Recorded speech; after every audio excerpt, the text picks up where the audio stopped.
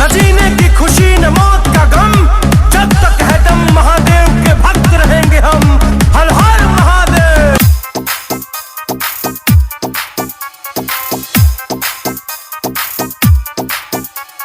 DJ Chandeshwar पंडित पिपरास चौक, DJ Chandeshwar पंडित पिपरास चौक। अभी आप सुन रहे हैं जय मां काली रिकॉर्डिंग स्टूडियो फुलपरास चौक से।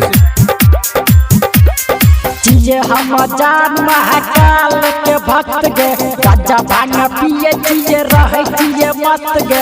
हमारा तू भगती पे करी है नहीं सक गे, दुख तकलीफ नहीं देबो तोरा कष्ट गे। गाजा भांग पीबो तबे हम जीबो, हेलो मिठाई में बानी सरी नहीं खेबो। जिये हम जान महाकाल के भक्त गे, गाजा भांग पिए जिये रहे जिये मस्त गे। हमारा तू भगती पे करी है नहीं सक गे, दुख तकलीफ नहीं देबो तोरा कष्ट गे। गाजा भांग पीबो तबे हम जीबो, हेलो मिठाई में बानी सरी नहीं खेबो।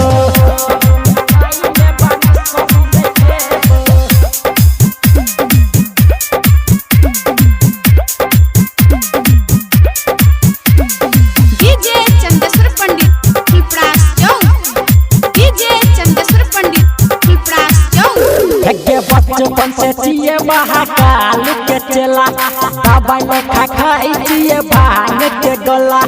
बचपन से जिये महाकाल के चला, दवाई लेखा खाई जिये भांग के गोला। गाजा भांग पीबो तबे हम जीबो, लहर मिठाई में बानी सरी नहीं खेबो। हम जान महाकाल के भक्त गे, गाजा भांग पिए जिये रहे जिये मस्त गे। हमारा तू भगती पे करी है न सक गे, दुख तकलीफ नहीं देबो तोरा कष्ट गे। गाजा भांग पीबो तबे हम जीबो,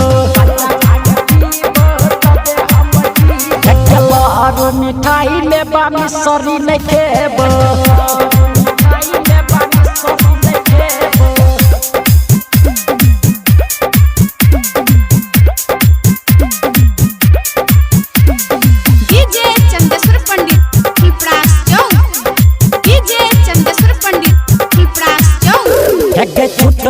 गाजा रज पीबो चाय रचिला, भोला जी के भगती में काट लेबो जीवन। करन सबरिया सहनी भाग्य लोक शरण, भोला जी के भगती में काट लेबो जीवन। गाजा भांग पीबो तबे हम जीबो, लहर मिठाई में बानी सरी नहीं खेबो। हम जान महाकाल के भक्त गे, गाजा भांग पिए जिये रहे जिये मस्त गे।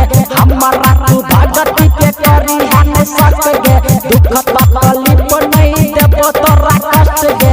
गाजा भांग पीबो तबे हम जीबो,